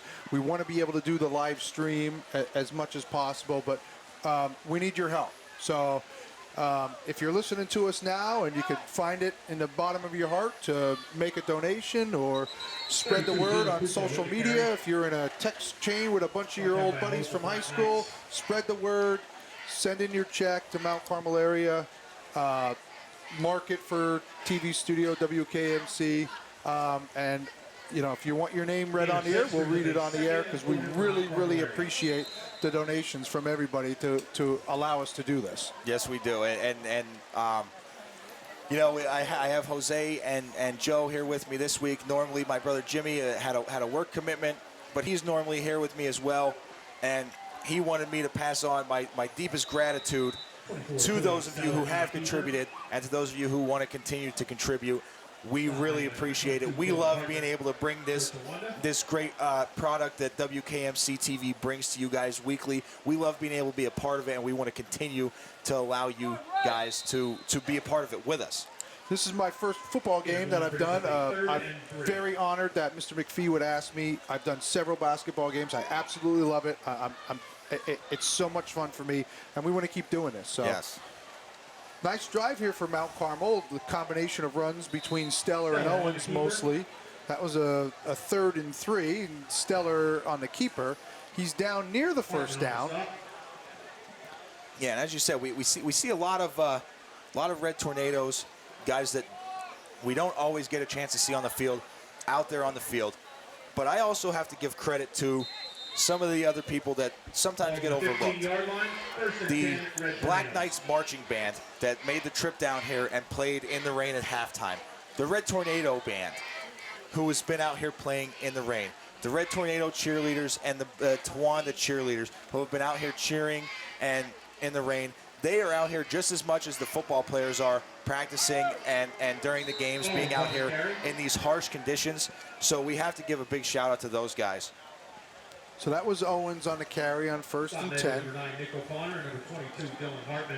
No gain for Mount Carmel, so it'll bring up 2nd and 10. Mount Carmel's on the 15. Just past the midway point, 2nd quarter. Mount Carmel leading 35-6. So Mount Carmel does have some of the younger guys in there. Stellar's at quarterback. So he pitches to Owens off the right side. Blockers out in front. Lowers his shoulder at the 10, and he's down inside the 10-yard line, down to the 6. So a nice game by Owens. That'll be a gain of 9, 3rd and 1. Yeah, that's a good, tough run there by Owens, and a really good job by Stellar to kind of handle that high snap and be able to get the pitch out to him. That didn't really, maybe not noticeable to many people, but he's the one that got that play going. Okay, 3rd and 1 from the 7. Stellar in the shotgun. Fumbles the snap, he picks it up. He's on the run, but he's dragged down by number 10, Josh Varner, the senior for Towanda. So, and unfortunately on that one, wasn't able to handle the snap and took a short loss there for it. But, I mean, this is a position where the Red Tornadoes, they're not going to punt. So let's see if they can maybe let Stellar put the ball in the air if Coach Dara feels so obliged to do that. If not, hopefully they can pick up the first down on the ground and maybe put another score in the end zone here. I never found offense to 2nd or 3rd team guys being able to throw the football. When do they get to throw the ball? But we'll see how this works. 4th and 10. Pitch to Owens, right side. Cuts back. Fumbles the football. Witkowski picks it up. Oh. Yeah, he did pick that ball up, but it's going to be close to the first down mark. Turnover on downs. Yeah. So pretty nice drive by Mount Carmel, but it stalls inside the 20. Towanda will take over, 1st and 10. Yeah, and Jose, as you talked about it, you never took offense to seeing the 2nd team throw the ball. Not in these situations. I think it's especially for the way that the Red Tornadoes offense works. I mean, I think if Mount Carmel continues to run the ball, they're more likely to run the score up than if they throw the ball. I agree 100%. So throwing the ball, it's kind of like they're second best attribute, so that could kind of be taking the foot off the gas pedal. You got to play the game. Right. I agree. You got to play the game. If you put the younger kids out there and you don't have them do anything, they're not going to learn and they're not going to get better. And this Coach Dara is a teacher. This is a teaching opportunity for him right here. So, you know, let them run the play. Right. No doubt. Agree. Right. And speaking of teachers, that we'll talk about the Mount Carmel Area Education Foundation. The Mount Carmel Area Education Foundation exists to provide a means for alumni, parents, and friends to unite in their efforts to support and strengthen the Mount Carmel Area School District through gifts, trusts, and bequests. The goal of the foundation is to help maintain a meaningful and effective learning culture within the school by providing opportunities in academics, arts, and athletics. If you do choose to donate, you may designate your gifts for use in a specific area, such as educational initiatives and supplies, television studio, band, library, tennis courts, athletics in general, or for a specific sport. They may also be given to honor of or to memorialize a loved one or team. You can go to www.mca.k12.pa.us to find out more. This is a pitch to Newbert. That was a 3rd down and 3 carry for Towanda. Newbert will be short of the first down. Reese on a stop from Mount Carmel Area. 4th down, 4 yards to go from the 14-yard line. Yeah, and it looks like they are going to bring out the punt team. I was wondering what the Towanda coaching staff was thinking right now. As you said, down 29 points here. Might be kind of backed up a little too far to go for it on 4th down. 14, right. Yeah. Waning moments, 3rd quarter. Towanda to punt. Owens and Pupo back to receive. Nice punt. Really nice punt.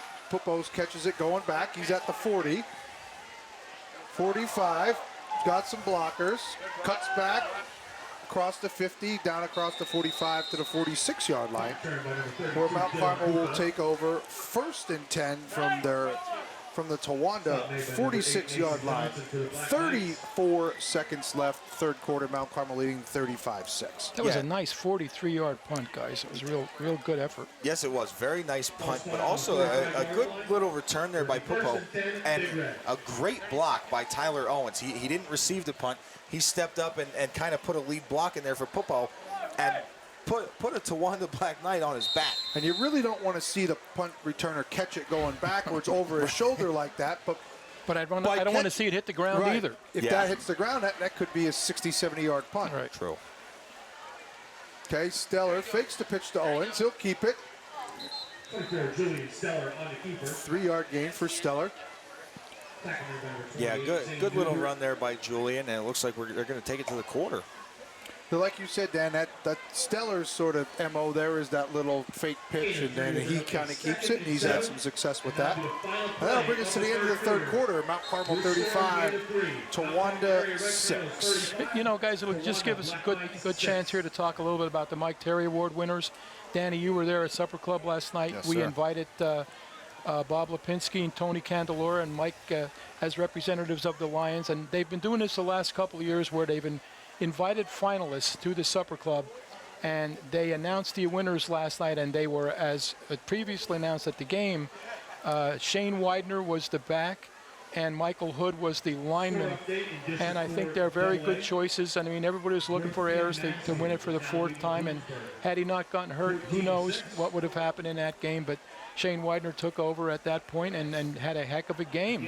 Yes, he had he did. 110 yards rushing, 38 yards receiving, and 3 touchdowns. So he certainly put himself there with the other 100 or 101 previous winners of the Mike Terry Award since its first presentation in 1962, with Ron Grossman winning that first one. So congratulations to the Mike Terry Award winners, and thank you to the Lions Club for using the Supper Club as a forum, and also for continuing to give that award year in and year out.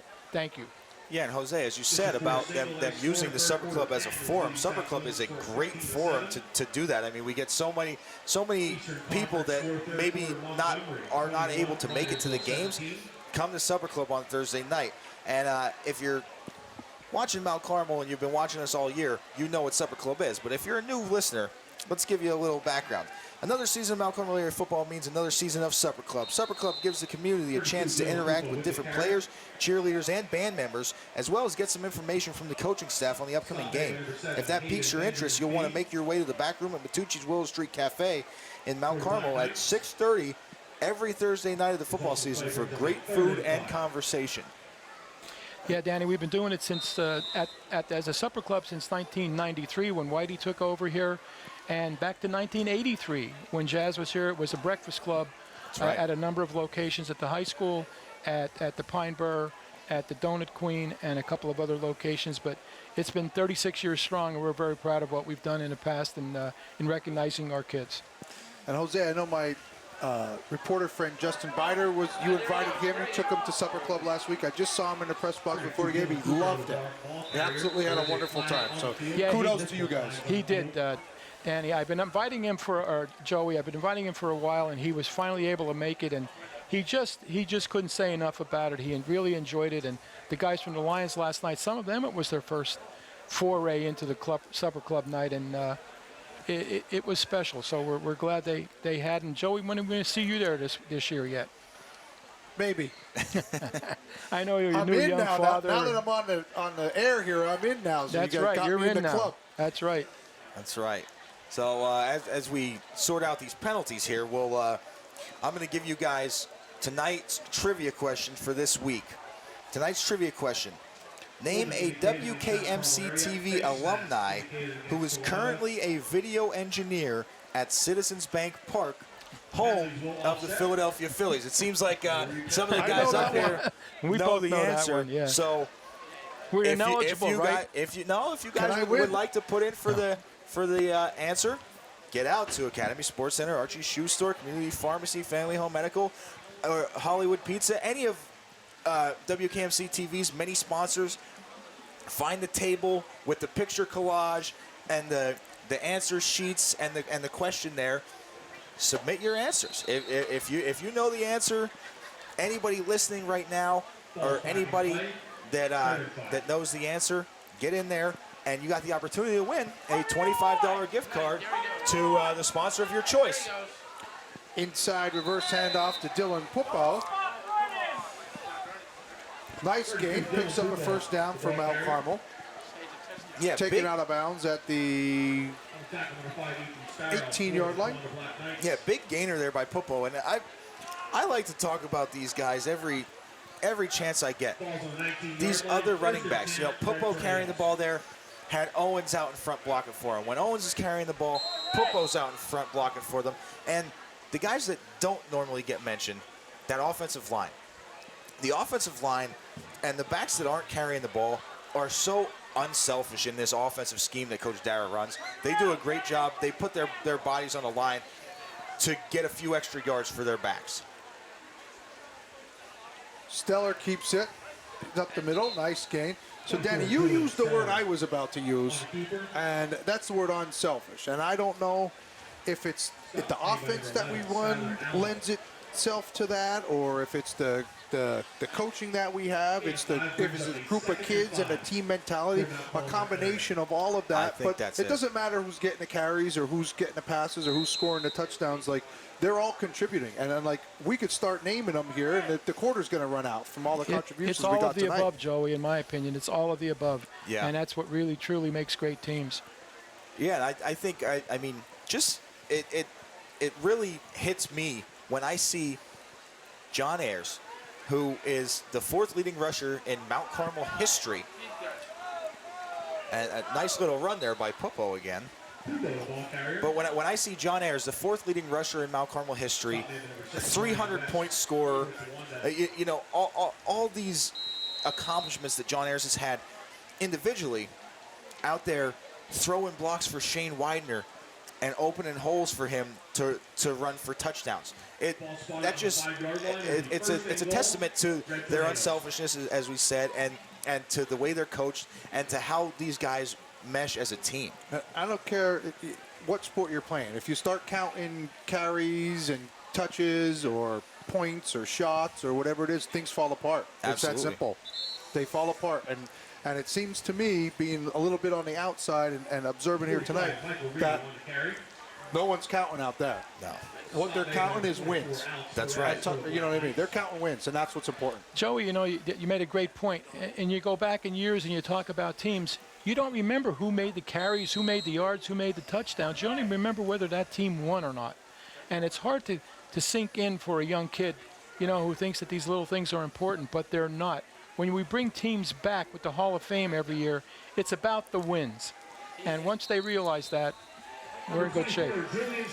Freshman Julian Stellar, touchdown on the keeper from Mount Carmel. So nice drive by the young guys here, all the way down the field. We got the nice punt return right by Pupo. Pupo had a couple of nice runs. Stellar on the keeper. Mount Carmel takes a 41-6 lead, 8 minutes, 3 seconds left, fourth quarter. Yeah, they did do a really good job on that drive, just kind of slowly moving the ball downfield. That looks more like Mount Carmel's normal offense. They're very prone to breaking big plays, but that was that grinded out, you know, 3 yards, 5 yards, first down, another first down. Oh. So it was a bad snap on the point after attempt. Owens picked it up, tried to throw it. I think football was out there, but it fell incomplete. Jose, I didn't know if you were expecting Owens to have any pass attempts tonight, but he's 0 No, for but I 1. just want to see who he was throwing it to. I want to make sure I give this kid credit. It looks like Jacob Reese, number 2. Is that right? Yeah. There you go. Pupo and Reese were Yeah, both it'll be out an extra there. point pass attempt is exactly what it'll be. But a bad snap. Now that's coach, right? If there's a bad snap, this next thing needs, like, we need to run the fire play or whatever. Yeah, and right. I was just about to say that. I'm not sure what they call it or what Coach Darra's team called it, but I remembered when I was the holder, it was fire. There was a bad snap, and I got to be honest with you. Now, in these kind of conditions, not always. I was a little bit more worried about making sure I caught the snap and getting the ball down. But on a nice night, you know, you got a pretty big lead. I was hoping for a fire call. Maybe I'd get my opportunity to get a pass attempt out there. Well, you were prepared for all situations, Yeah. and this team looks prepared to me, and I think that's important. Oh, yeah. So you weren't going to panic. You knew what to do. Right, and as you said, And so did these they. guys look prepared. They look unfazed as well. You know, they're out there. It's been a torrential downpour for hours now, and they're unfazed. Mason Johnson from Towanda, he picks up the short kickoff from Stellar, and he advances his out past the 20-yard line. Reed Witkowski on a stop, Mount Carmel Special Teams. And not only the weather working against them, and they've been unfazed, but as we saw Towanda come out and put points up real quick to start the second half. Mount Carmel says, all right, we're going to get the ball back. Okay, you stop us once. We're going to get it back. You're not going to stop us again. And they put another score on the board. So no, they answered. They did what they were supposed to do. Absolutely. Okay, we're under 8 minutes left in the game here. District 4 AA quarterfinal matchup. Mount Carmel leading Towanda 41-6.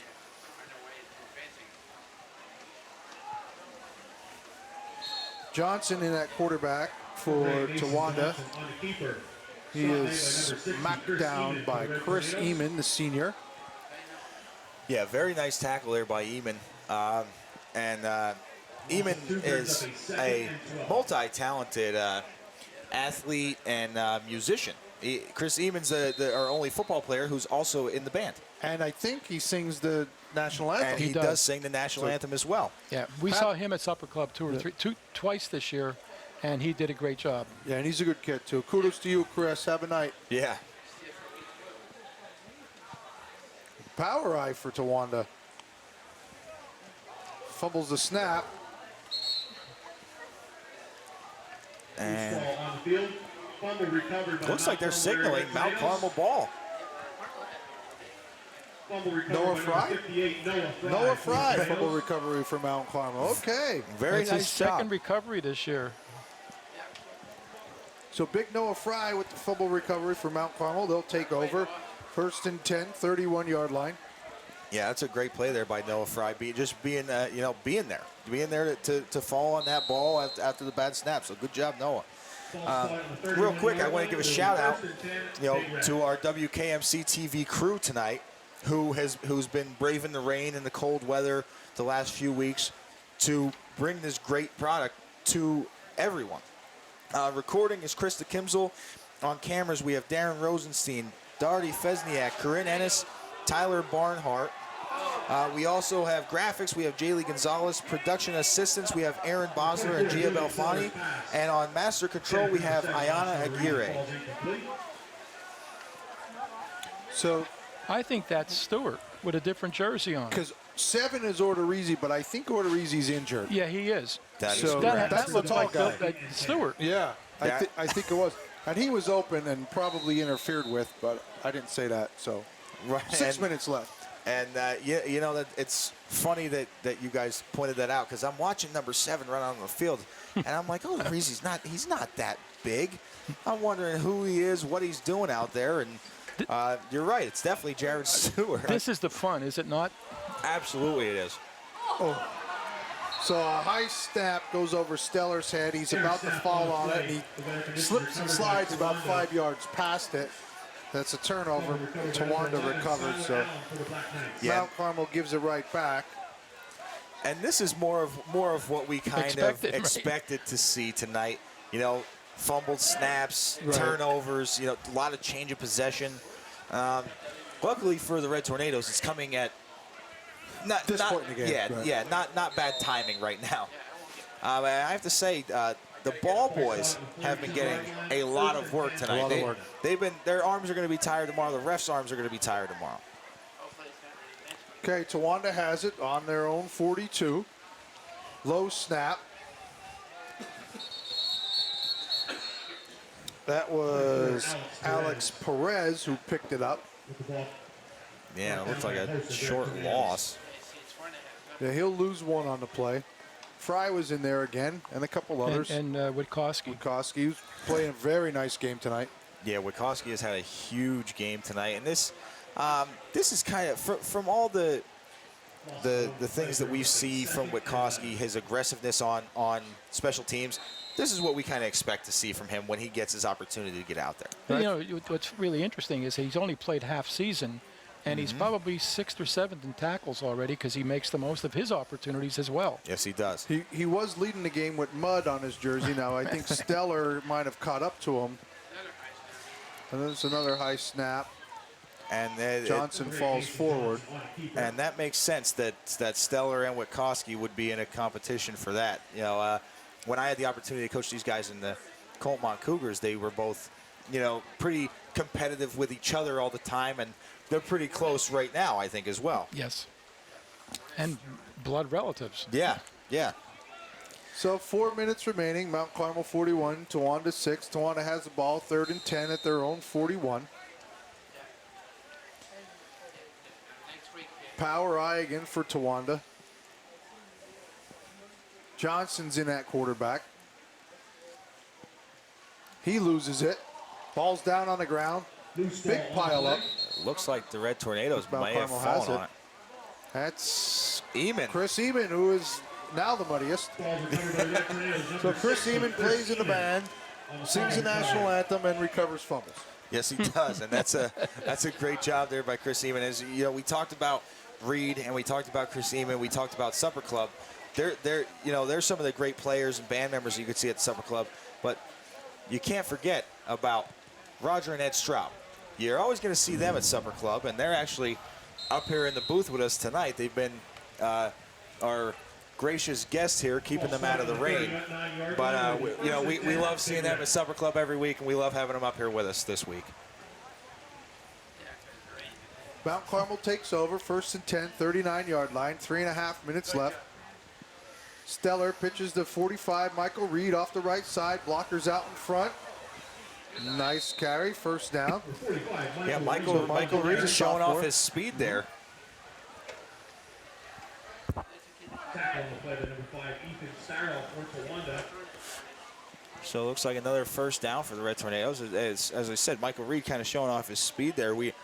Normally when we see Michael Reed get in there, he's getting those handoffs up the middle, and he's kind of having to show his power and his strength putting that shoulder down. Now he's getting the opportunity to get outside and making the most out of that as well by showing off the wheels.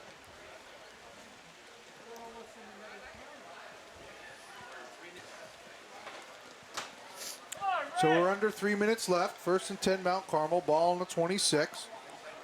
Mount Carmel leading Towanda 41-6. Stellar in at quarterback. Reed in motion. Low snap. Stellar falls on it. Yeah, and that time Stellar's able to get back on it. I think he kind of learned his lesson. A lot of times you see when there's a ball on the ground, you want to fall on it. You do what Stellar attempted to do on the last mishandle snap, where you kind of slide and fall on top of it to make sure you're protecting yourself and the ball. Obviously, Stellar slid a little too far last time around, so that time just fell on it and came back up with it. So loss of 3 on the play. 2nd and 13. Ball on the 30. 2 minutes left.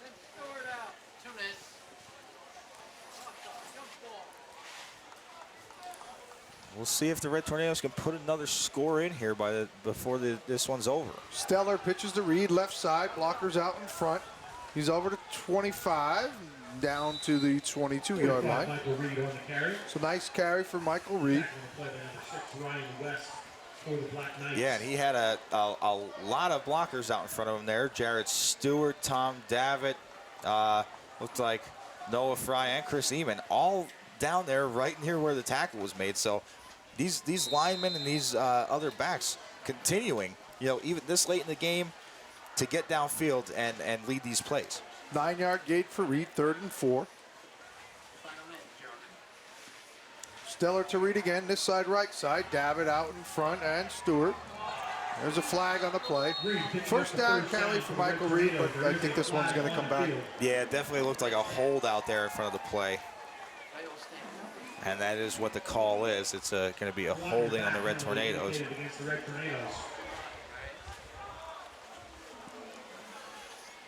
So we'll see where this one takes him to.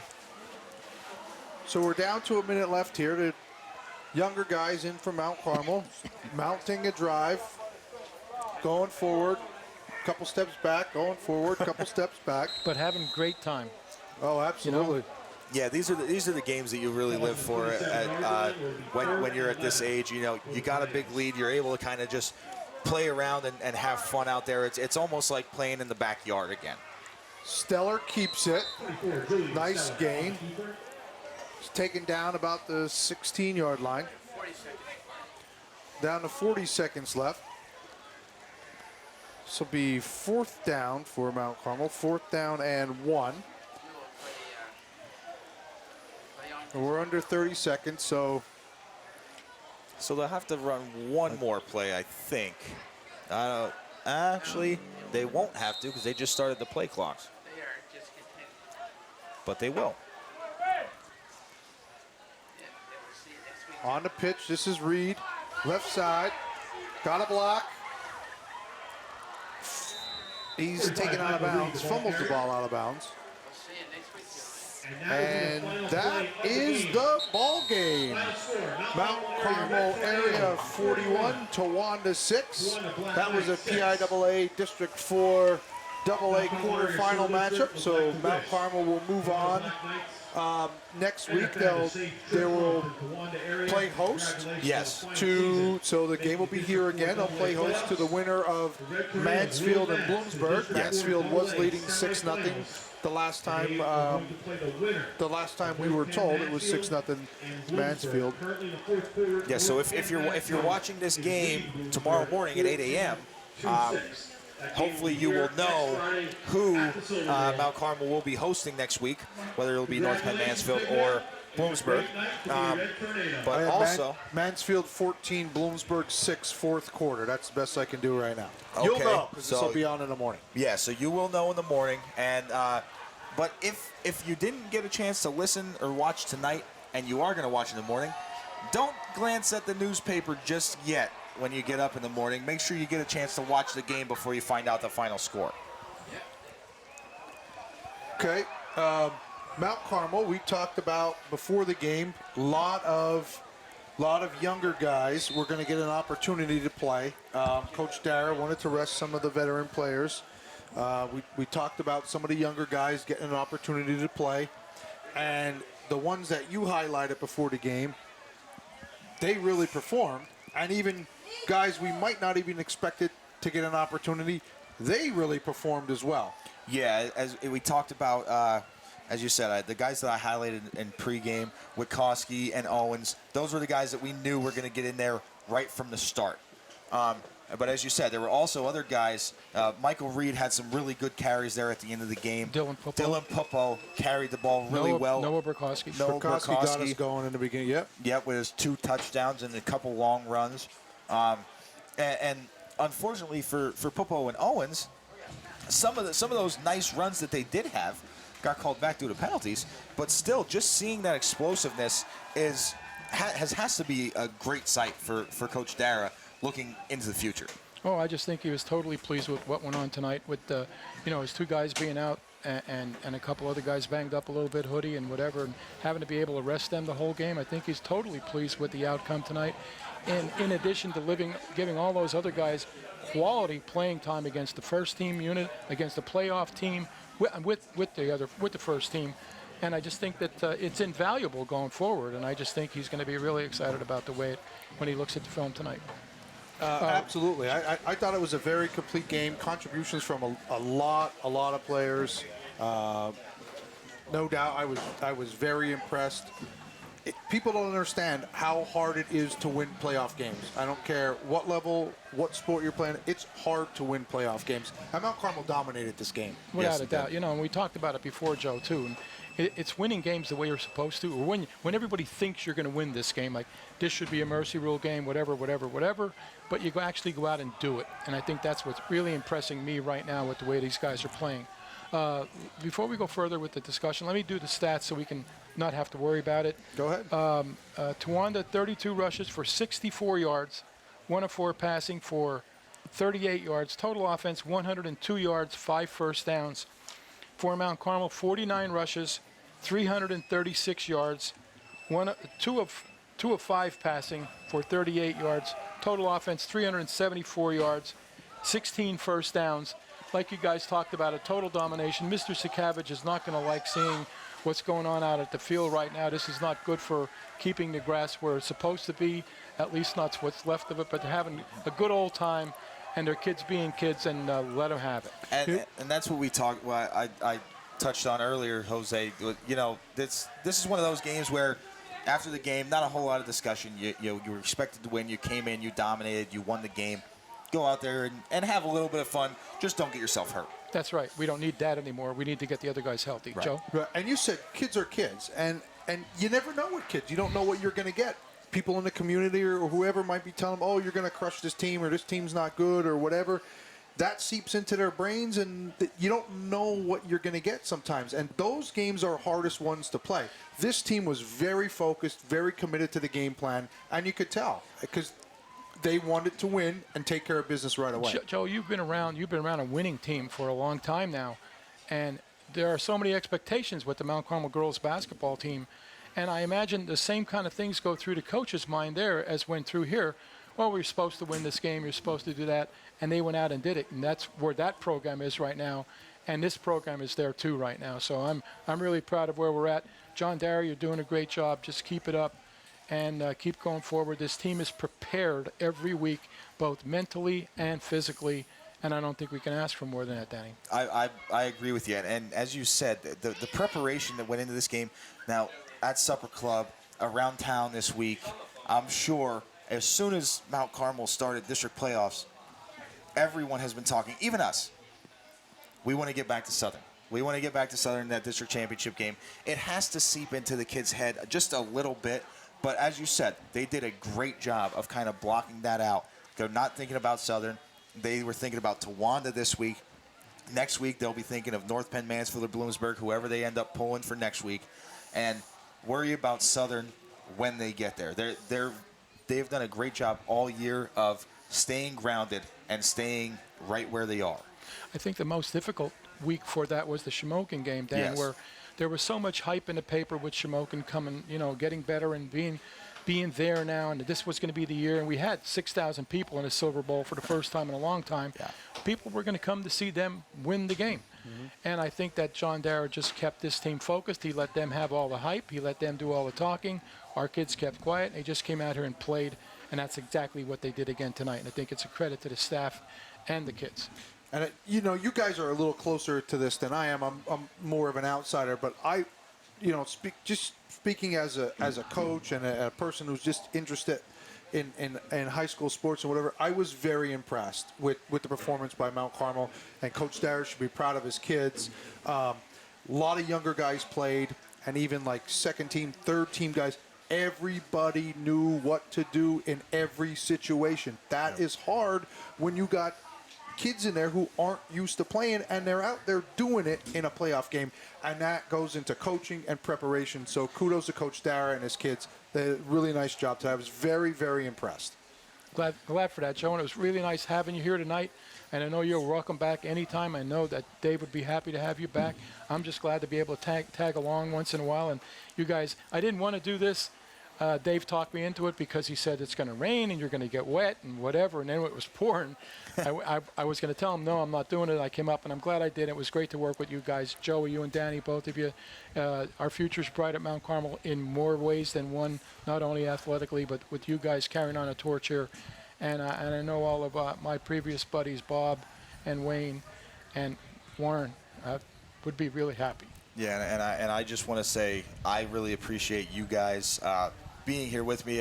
Unfortunately, as I mentioned earlier, Jimmy had a work commitment tonight, normally up here with us.